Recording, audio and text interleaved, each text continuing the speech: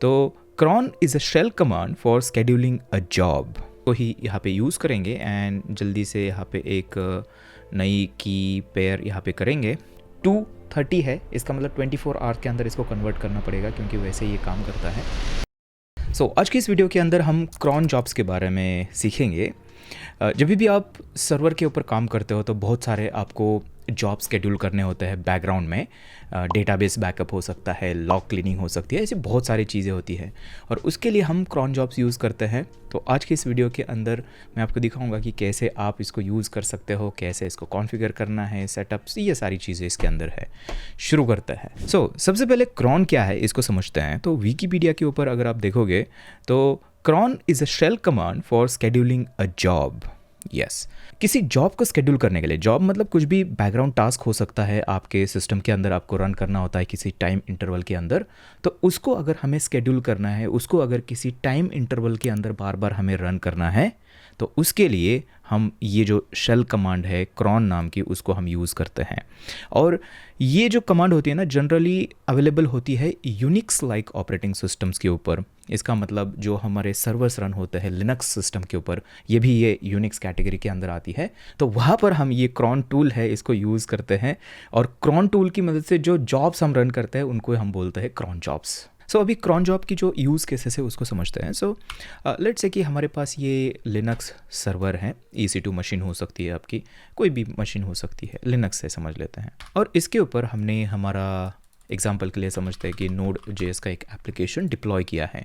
तो ये एप्लीकेशन है और इस Node.js के एप्लीकेशन के अंदर में भी हमने डेटाबेस पोस्टग्रेस जो है या फिर MySQL करता है अभी के लिए, MySQL डेटाबेस भी हमने यहाँ पर ही होस्ट किया है। तो ये हमारा एप्लीकेशन इस डेटाबेस से कनेक्ट कर रहा है। अब क्या होता है कि हमें रियल सिस्टम्स के अंदर हम इस मशीन के ऊपर पूरा भरोसा नहीं रख सकते हैं। कभी भी ये मशीन स्टॉप हो सकती है या फिर क्रैश हो सकती है। तो हमारा जो डेटा होता है ना डेटाबेस के अंदर, उसको हमें बैकअप करने की ज़रूरत होती है। और ये बैकअप जो होता है एक टाइम इंटरवल के अंदर होता है, जैसे कि हर 1 घंटे पे एक बैकअप लिया या फिर हर रात को बैकअप लिया 12 बजे रात को, है ना। इस टाइम से डिपेंड करता है कि किस टाइप का डेटा आपके पास है और कितना सीरियस डेटा है, उसके ऊपर डिपेंड करता है आप कितना ऑफन जो डेटाबेस का बैकअप है वो लेते हो।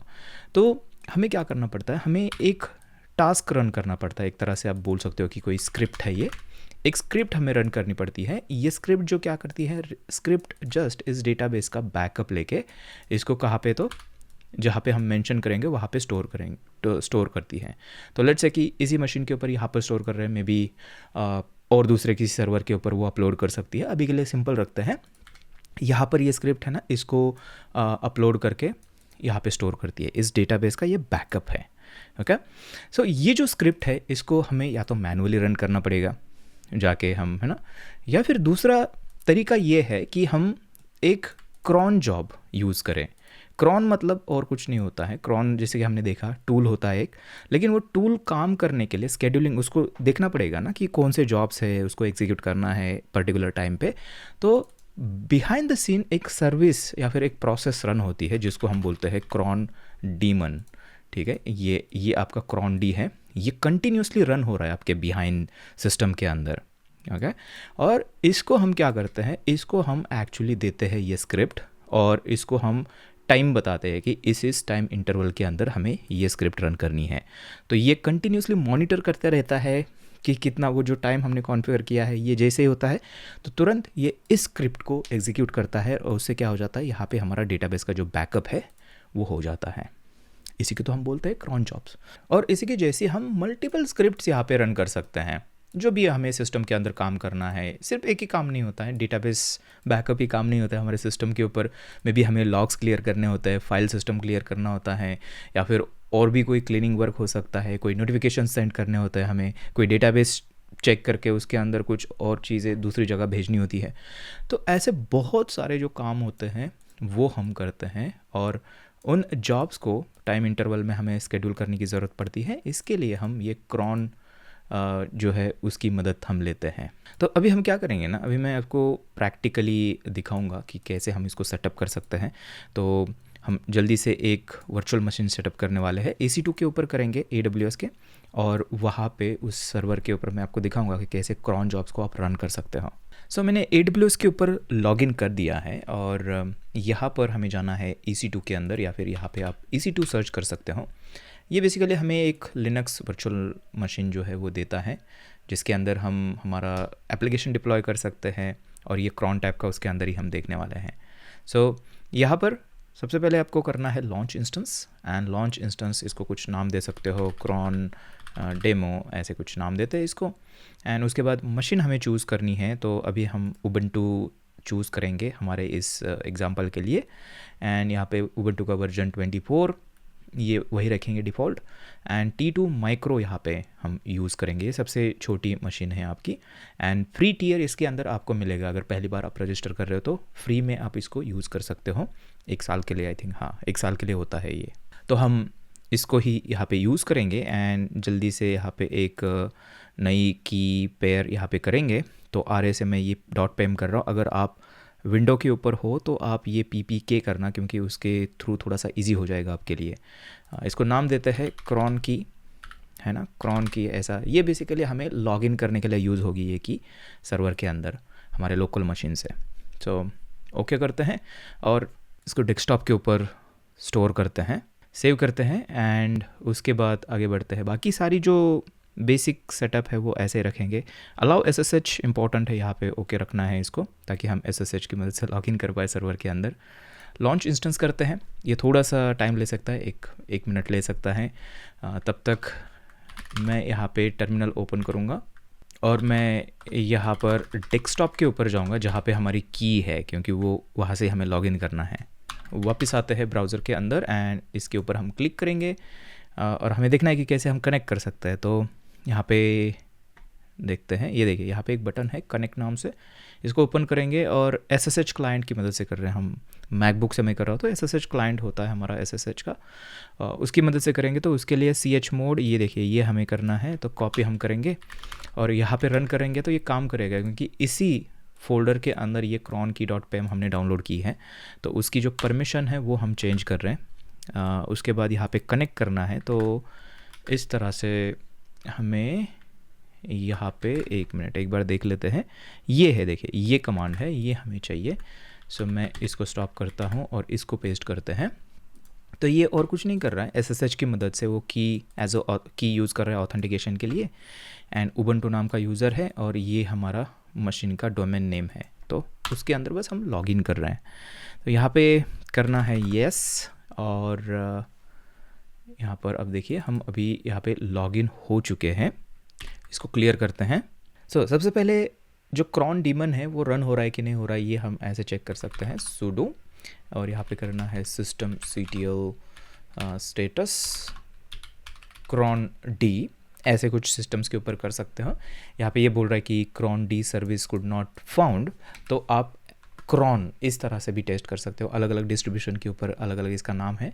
तो ये उबंटू हम यूज़ कर रहे हैं, तो ये क्रॉन यहाँ पे हमें दिखना चाहिए। तो अब यहाँ पर देखोगे कि जो एक्टिव है ये एक्टिव रनिंग यहाँ पर दिखा रहा है, इसका मतलब हमारा जो क्रॉन डी है बाय डिफ़ॉल्ट हमारे लिनक्स के अंदर वो चालू हो जाता है जैसे हम मशीन को स्टार्ट करते हैं। अभी सबसे पहली कमांड हमें रन करनी है क्रॉन टैब नाम से। क्रॉन टैब मतलब क्रॉन टेबल भी आप इसको बोल सकते हो। हर एक यूज़र का अपना खुद का क्रॉन टैब आता है। हमें पता है कि लिनक्स के अंदर मल्टीपल यूज़र्स हो सकते हैं, सेम सिस्टम के अंदर एक ही साथ में लॉगिन कर सकते हैं, तो हर यूज़र का अपना अपना क्रॉन टैब होता है, अपनी अपनी खुद की जो लिस्ट है टास्क की वो होती है। क्रॉन टैब अगर करते हो एंड यहाँ पर आपको करना है -L लिस्ट देखने के लिए। No crontab for Ubuntu यहाँ पर ये बोल रहा है। यहाँ पे अगर हमें कोई क्रॉन जॉब क्रिएट करना है तो हम करते हैं क्रॉन टैब -E, ऐसे करते हैं। तो यहाँ पे आप देख सकते हो ये पूछ रहा है कि कौन सा एडिटर आप यूज़ करना चाहोगे, क्योंकि एक फ़ाइल हमें एडिट करनी होती है उसके लिए। तो ये नैनो वीम वगैरह, अब जो भी आपको नैनो इजी लगता है तो नैनो चूज़ करिए। मैं विम यहाँ पर कर रहा हूँ, तो 2 यहाँ पर करेंगे, एंटर करते हैं तो कुछ इस तरह की फ़ाइल हमारे यहाँ पर ओपन हो जाएगी। तो अब देखिए edit this file to introduce task to be run by cron. Okay, each task to run has to be defined through a single line. ये चीज़ समझ में आ रही है, हर एक लाइन पे एक टास्क होगा, है ना। Indicating with different fields when task will be run. Okay, ये भी समझ में आ रहा है। To define the time you can provide concrete values for minute, hour, day of the month, and क्या है ये मंथ है, and day of week of और use star in this fields for any. ठीक है, ये समझ में नहीं आ रहा है, इसको अभी हम करेंगे। थोड़ा सा नीचे चलते हैं तो यहाँ पे अब देखोगे एग्जांपल दिया हुआ है, you can run a backup of all your user accounts at. हाँ, तो बेसिकली जो यूज़र अकाउंट्स है सारे, उसको अगर हमें बैकअप करना है तो उन्होंने ये एग्जांपल दिया हुआ है, देखिए। एंड यहाँ पर दिया हुआ है कुछ ऐसा सिंटैक्स है, 0 5 स्टार स्टार 1, उसके बाद टार कमांड रन कर रहे हैं, उसके बाद ये फाइल यहाँ पे कर रहे हैं। क्या हो रहा है, ये क्या सिंटैक्स है? तो इसको समझते हैं सबसे पहले, क्योंकि यही मेन कोर है। ये एक बार अगर आपको समझ में आ जाएगा तो आप किसी भी टाइप का जो जॉब है उसको स्केड्यूल कर पाओगे, जिस टाइम पर भी आपको करना है वो सारी कर पाओगे आप। एंड बाय द वे यहाँ पे ये हैश दिया हुआ है ना, ये इसका मतलब होता है कि ये कमेंट किया हुआ कोड है, ठीक है। अभी कोई क्रॉन जॉब रन नहीं होगा, हमें अनकमेंट करना पड़ेगा। लेकिन सबसे पहले ये फॉर्मेट को समझते हैं। सो अभी ये जो स्टार्स हमने देखे थे 5 स्टार, इसके बारे में देखते हैं क्या स्ट्रक्चर होता है, क्योंकि इसके ऊपर ही सारी चीज़ें डिपेंड होती है कॉन्फ़िगर करना। तो ये 5 जो स्टार है, हर एक स्टार का कुछ मतलब होता है। जो पहला स्टार है ना, ये होता है मिनट, 0 to 59, इस रेंज में आप यहाँ पे नंबर दे सकते हो। उसके बाद जो नेक्स्ट वाला स्टार है वो है आर, मतलब 0 to 23, ये 24 आवर्स की जो क्लॉक होता है उसको फॉलो करता है। 0 से लेके 23 तक जो भी नंबर है वो आप यहाँ पे दे सकते हो। नेक्स्ट जो स्टार होता है इसका मतलब होता है डे ऑफ मंथ, इसके अंदर 1 से लेके 31 तक के जो डेज होते हैं मंथ के अंदर, वो आप यहाँ पे मेंशन कर सकते हो। इसके बाद नेक्स्ट वाला होता है मंथ, 1 to 12, या फिर नाम भी आप दे सकते हो मंथ का।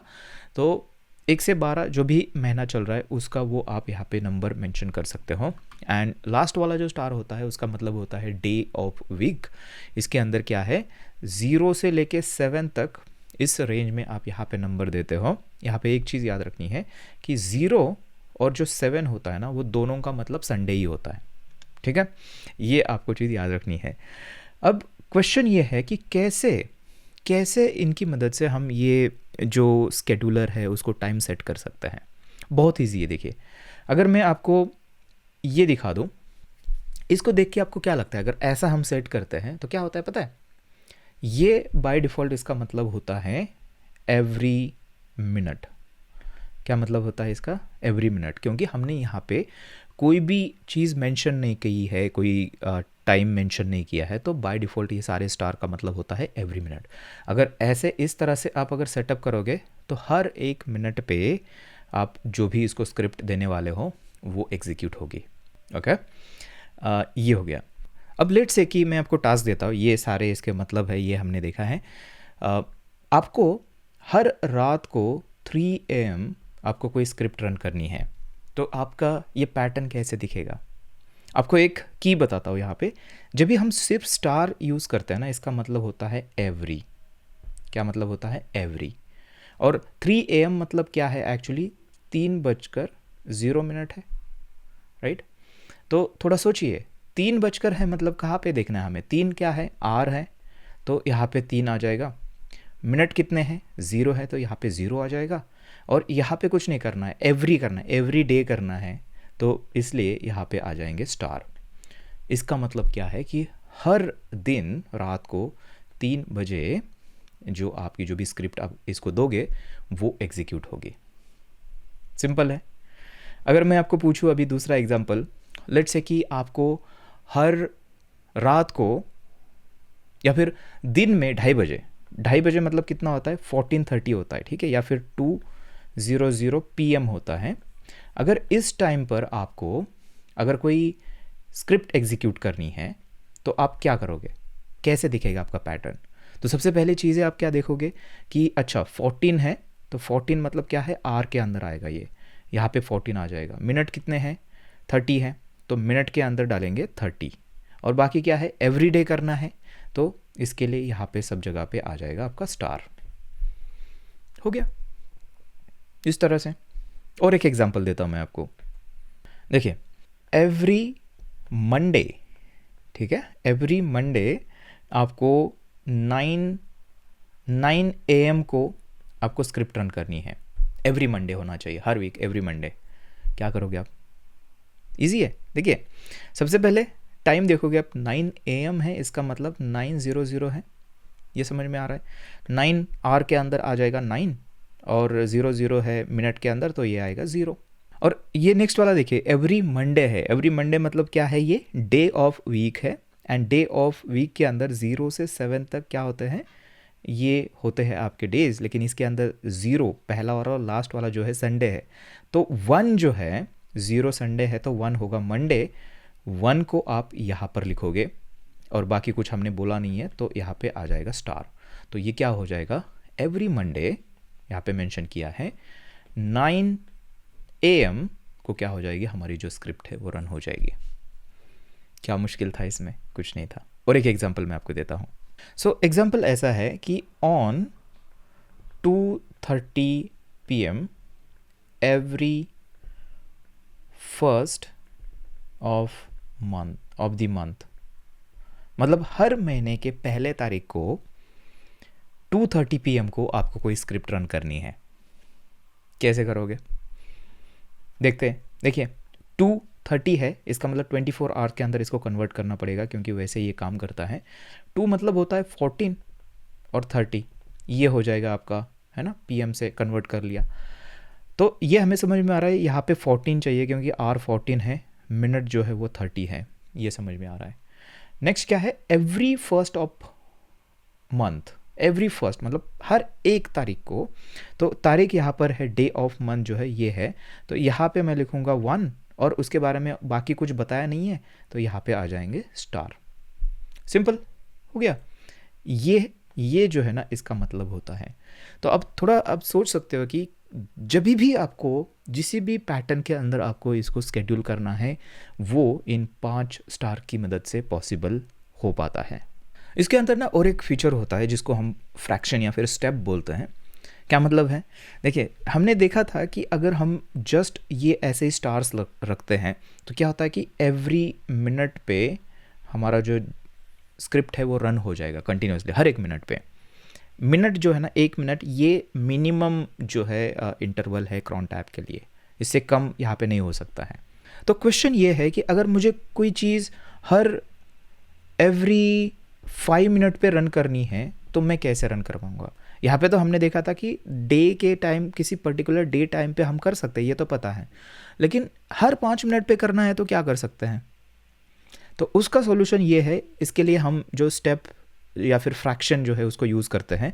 आपको बस क्या लिखना है, यहाँ पे मिनट है ना, तो ये है हमारा पोर्शन, राइट, यहाँ पे। तो यहाँ पे मैं लिखूँगा कि ये है स्टार यहाँ पर इस तरह से, और स्टार के आगे मैं लिखूँगा ऐसे स्लैश देके 5, ये है फ्रैक्शन। तो हम बोल रहे हैं कि हर, ये जो है ना, इसके हर 5 मिनट पे बाकी सारे स्टार रहेंगे। क्या करो, जो हमारा स्क्रिप्ट है उसको रन करो। अगर ऐसी रिक्वायरमेंट है तो हम इस तरह से फ्रैक्शंस जो है उसको यूज़ कर सकते हैं। ओके, इसके अलावा इसके अंदर रेंज आप यूज़ कर सकते हो, 1 to 5 जो भी नंबर से देते हो ना, तो रेंज भी यूज़ कर सकते हो। तो थोड़ी सी एडवांस यूज़ केस है, लेकिन ये एग्जिस्ट करता है इसके अंदर, ठीक है। ये बस अभी के लिए आपको जानना है। एक काम करते हैं, जल्दी से मैं आपको इसका डेमो दिखाता हूँ। तो चलते हैं फिर से हमारे EC2 मशीन के ऊपर। सो ये फाइल हमने ओपन की दे रहा है cron tab -e करके।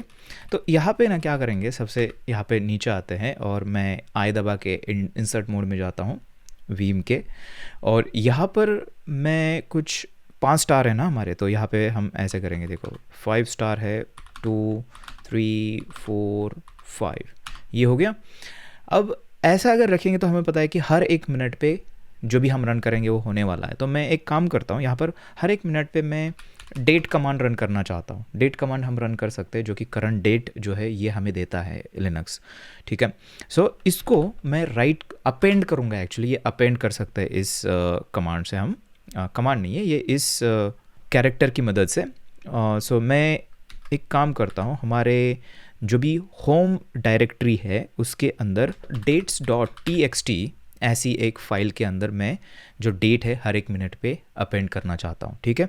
यहाँ पे कोई भी स्क्रिप्ट हो सकती है, यहाँ पे आपकी बैश स्क्रिप्ट हो सकती है, या फिर और भी कोई एग्जीक्यूटेबल आपको एग्जीक्यूट करना है, कुछ भी यहाँ पे आप कर सकते हो। अभी के लिए सिंपल रखते हैं। इसको आपको करना है स्टॉप और :WQ अगर करेंगे तो ये फाइल जो है ये हमारी स्टॉप हो जाएगी। और जैसे ऐसे करते हैं तो हमारा जो स्केड्यूलर है वो हर 1 मिनट पे क्या करेगा, हमारे होम डायरेक्टरी के अंदर डेट्स डॉट टी के अंदर क्या करेगा, डेट्स जो है अपेंड करना शुरू करेगा। सो यहाँ पर देख लेते हैं, ls करते हैं, और अगर यहाँ पर अगर देखते हैं तो अभी कोई भी फाइल मुझे यहाँ पे, हाँ एक फ़ाइल आ चुकी है देखिए। सो इसको अगर मैं कैट करता हूँ dates.txt, तो यहाँ पे अब देखोगे कि एक डेट अब यहाँ पर आ चुकी है।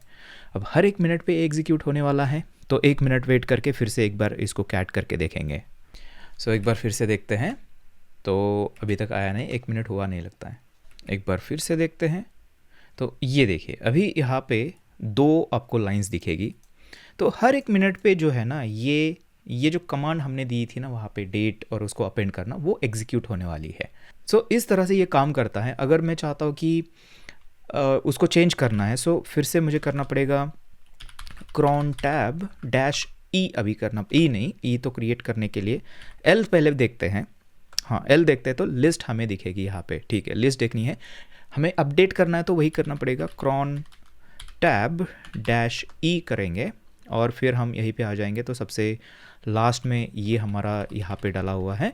तो मैं अगर चाहता हूँ कि हर 2 मिनट पे करना है तो /2 यहाँ पर इस तरह से जो स्टेप्स है वो हम यूज़ करते हैं, ये भी हमने ऑलरेडी देखा है।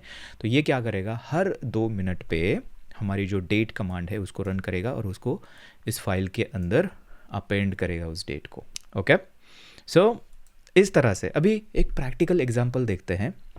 लेट्स से कि हमारे सिस्टम के ऊपर डेटाबेस रन हो रहा है और हर रात को 12:30 बजे, रात के 12:30 बजे हमें क्या करना है, हमारे डेटाबेस का बैकअप लेना है। तो उसको देखते हैं कि वो कैसे कर सकते हैं। सो मैंने इस सिस्टम के अंदर डॉकर जो है उसको इंस्टॉल किया है, आप देख सकते हो। और अभी हम क्या करेंगे, डॉकर के अंदर जो MySQL डेटाबेस है उसका कंटेनर रन करेंगे और उसका बैकअप हम cron tab की मदद से सेट करेंगे। सो उसके लिए ना मैंने यहाँ पे छोटा सा इंस्ट्रक्शन बनाया है आपके लिए, डिस्क्रिप्शन के अंदर लिंक है, आप इसको डाउनलोड कर सकते हो। सो इसके अंदर सबसे पहले MySQL जो है उसको रन करेंगे। तो डॉकर रन ये कमांड हमें रन करनी है। मेक श्योर करना कि आपके सिस्टम के अंदर डॉकर इंस्टॉल है। सो यहाँ पर करते हैं इसको एग्जीक्यूट और ये क्या करेगा, MySQL 8 की जो इमेज है उसको पुल करेगा और एक कंटेनर MySQL डेटाबेस जो है ये रन करेगा यहाँ पर। सो ये कंप्लीट हो चुका है। अगर करते हैं डॉकर ps, तो अभी आप देखोगे यहाँ पे एक कंटेनर जो है हमारा रन हो रहा है 12 सेकेंड से। ओके, ये हमारा MySQL कंटेनर है। अब इसके अंदर क्या करना है हमें, इसके अंदर बेसिकली हमें कुछ सैम्पल टेबल्स और डेटा इंसर्ट करना है। तो मैं इसको कॉपी करूँगा, यूज़र का टेबल क्रिएट करना है। तो इस तरह से हम डॉकर exec कमांड यूज़ करके डायरेक्टली हमारे होस्ट मशीन से डॉकर के अंदर जो कंटेनर रन हो रहा है उसके अंदर हम जो कमांड है उसको रन कर सकते हैं। तो हमारे केस में SQL कमांड यूज़र को क्रिएट करने के लिए हम कर रहे हैं, ठीक है, हो गई है। उसके बाद हम क्या करेंगे, इसके अंदर कुछ यूज़र्स इंसर्ट करेंगे। सो 4-5 यूज़र्स इंसर्ट करेंगे। तो यहाँ पर ये कमांड है डॉकर exec करेंगे फिर से। तो यहाँ पर आप देख सकते हो ये यहाँ पे दिख रहा है। वेरीफाई कर सकते हैं, सेलेक्ट फ्रॉम ऑल यूज़र्स अगर करते हैं तो हमें यूज़र की लिस्ट जो है वो दिखेगी यहाँ पर। सो ये कमांड है, देखिए यहाँ पे आपको सारे यूज़र जो है 5 यूज़र्स हमारे डेटाबेस के अंदर अभी है। नाइस सर, अभी हमें क्या करना है, अभी हमें मैनुअल बैकअप लेना है। सबसे पहले मैनुअल बैकअप कैसे लेते हैं MySQL के अंदर मैं आपको दिखाता हूँ। सो सबसे पहले हमें क्या करना है, यहाँ पे बैकअप्स नाम का फ़ोल्डर क्रिएट करेंगे हमारे सिस्टम के ऊपर। तो यहाँ पे mkdir-p मतलब पेरेंट फोल्डर्स अगर नहीं है तो वो भी क्रिएट हो जाएंगे। बैकअप्स ये कर लिया। देखिए मैं आपको यहाँ पे लेके चलता हूँ, cd अगर स्लैश करते हैं ls करते हैं तो यहाँ पे बैकअप्स नाम का फोल्डर आपको दिखेगा, cd बैकअप्स, उसके अंदर चलते हैं। एंड इसके अंदर अभी कोई भी फाइल नहीं है हमारे पास, ठीक है। अब देखिए, अब हमें क्या करना है, इस फाइल की जो परमिशन है वो चेंज करनी है ताकि इस फाइल को फोल्डर को रीड किया जा सके, राइट किया जा सके। मैं एक फ़ोल्डर, मुझे बाहर आना पड़ेगा इसके लिए और ऐसे कर लेते हैं। अभी चलते हैं बैकअप्स के अंदर एंड हाँ अब ठीक है। अब इस फाइल को हम रीड भी कर पाएंगे, राइट कर पाएंगे, एग्जीक्यूट भी कर पाएंगे, पूरी परमिशन इसके पास आ चुकी है। अब देखिए यहाँ पे जब भी हम डेटाबेस का बैकअप करते हैं ना तो MySQL के अंदर हम MySQL dump नाम की कमांड रन करते हैं। ठीक है। तो अभी भी वही कर रहे हैं हम, बस फ़र्क इतना है कि हम बाहर से होस्ट मशीन से हम कर रहे हैं डॉकर एग्जेक कमांड का यूज़ करके, क्योंकि हमारा डेटाबेस डॉकर कंटेनर के अंदर है। यहाँ पे डेटाबेस का यूज़र पासवर्ड देते हो, डेटाबेस का नाम देते हो, एंड कहाँ पे इसको स्टोर करना है, बेसिकली फाइल राइट कहाँ पर करनी है। तो यहाँ पे हमने हमारे होस्ट मशीन का जो बैकअप फोल्डर हमने क्रिएट किया है उसका पाथ दिया है, और उसके अंदर ये MySQL बैकअप नाम से, और जो भी डेट करंट है .SQL, इस तरह से हमारी जो डंप फाइल है वो क्रिएट हो जाएगी, वही बैकअप है हमारा। सो मैं इसको रन करूँगा और यहाँ पे चलते हैं एंड यहाँ पे इसको करते हैं एग्जीक्यूट, और एग्जीक्यूट करने के बाद आप देख सकते हो ls अगर करते हैं तो इसके अंदर एक फ़ाइल हमें दिखेगी। कैट करके देखते हैं इसको।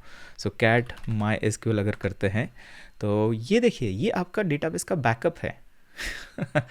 इसके अंदर ये बैकअप फाइल है, और इसके अंदर सारे जो सेटिंग्स है डेटाबेस की वो है। उसके बाद यहाँ पे आप देख सकते हो यूज़र टेबल क्रिएट करने के लिए है। यहाँ पे आपको सारा डेटा दिखेगा, देखिए एलिस, बॉब, चार्ली सब है। ये डंप फाइल है, इसकी मदद से हम डेटाबेस को बाद में फिर से क्या कर सकते हैं, रिस्टोर कर सकते हैं। अगर कुछ प्रॉब्लम आता है, डेटा हमारा लॉस हो जाता है, तो बैकअप अगर हमारे पास है तो इस फाइल की मदद से हम पूरा डेटाबेस पूरा रिस्टोर कर सकते हैं, ठीक है। तो ये कमांड जो अभी हमने रन की थी ना, कौन सी, ये वाली जो कमांड है डॉकर एग्जेक MySQL डेमो, देखें यहाँ पर ये दिखाता हूँ। ये कमांड जो है ना, इसको हमें मैनुअली नहीं करना है, इसको तो हमें ऑटोमेट करना है। तो अभी क्रॉन टैब का हम यूज़ कर सकते हैं, और क्रॉन टैब को बोल सकते हैं कि डेली रात को कितना, 1 बजे करना है, तो 1 बजे ये वाली कमांड रन करना, बस ये तो बोलना है, हो गया। हर डेली रात को 1 बजे हमारा जो डेटाबेस है वो बैकअप हो जाएगा, सही है ना। तो एक काम करते हैं, थोड़ा सा देख लेते हैं। यहाँ पे देखिए रिस्टोर की कमांड ये है बाय द वे। आप इसी तरह से ना ये MySQL के यूज़ करके इस तरह से MyDB के अंदर ये उसको रिस्टोर कर सकते हो।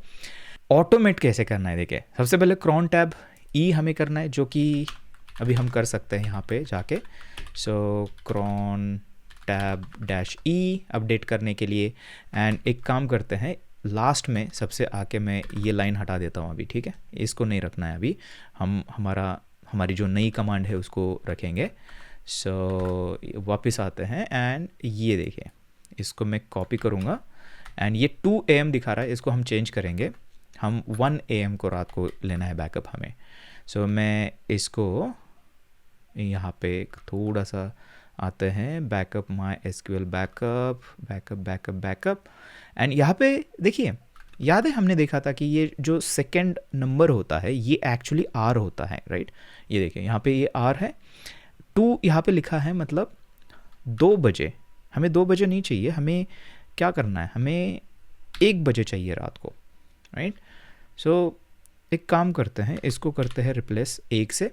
तो हर एवरी डे रात को 1 बजे क्या हो जाएगा, ये जो हमारी कमांड है ये रन हो जाएगी, और उससे हमारा बैकअप हो जाएगा।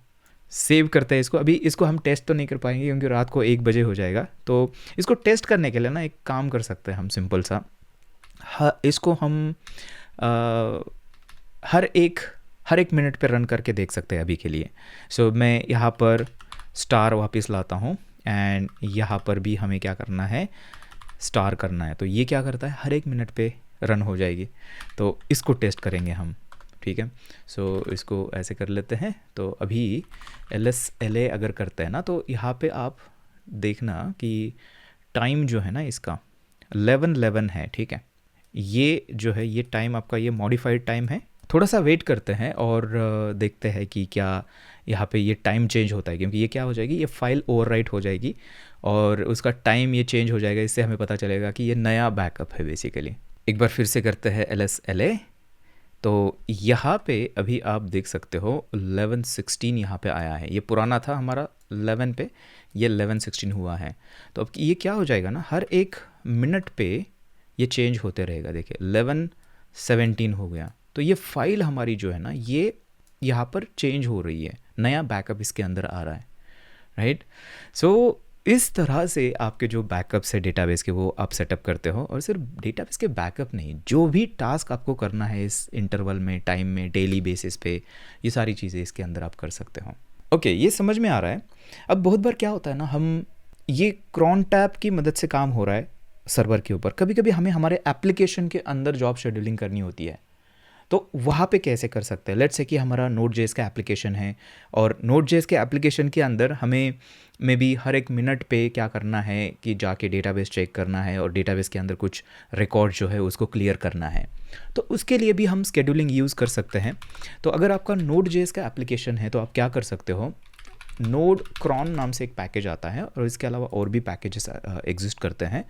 तो ये जो पैकेज है ना, इसकी मदद से आप क्या कर सकते हो, देखिए, node cron module is tiny task scheduler in pure JavaScript for Node.js based JNU cron tab. तो ये हमें पैकेज एक्चुअली देता है इस चीज़ को ईजी करने के लिए। इसको डायरेक्टली आप क्या कर सकते हो, अपने कोड के अंदर इस तरह से इंपोर्ट कर सकते हो। ये देखिए ES6 मॉड्यूल का सिंटैक्स ऐसे नोड क्रॉन, एंड यहाँ पे cron.schedule नाम से एक फंक्शन कॉल करके इसके अंदर एग्जैक्टली जो फॉर्मेट हमने देखा है वही फॉर्मेट यहाँ पे भी काम करेगा। ये जो स्टार्स है ना, इसके ऊपर ही सारा मैजिक हमारा होने वाला है। तो इस तरह से आप आपके Node.js के एप्लीकेशन के अंदर डायरेक्टली कोड के अंदर ये सारी चीज़ें जो है उसको स्केड्यूल कर सकते हो। तो यहाँ पे ये क्या हो जाएगा ना, इसके अंदर एक खासियत ये है कि ये स्केड्यूल जैसे करते हैं तो ये कॉल बैक एक्चुअली आपका रन होगा जो भी टाइम, इस केस में हर एक मिनट पे कॉल होगा। देखिए, running a task every minute, तो इसके अंदर जो भी आपको टास्क करना है इस कॉल बैक के अंदर आप रखोगे, राइट। सो इस तरह से अगर आप गोलैंग कर रहे हो तो हर एक प्रोग्रामिंग लैंग्वेज के अंदर आपको इसका पैकेज मिलेगा जिसको आप यूज़ कर सकते हो, राइट। सो ये थे हमारे क्रॉन जॉब्स।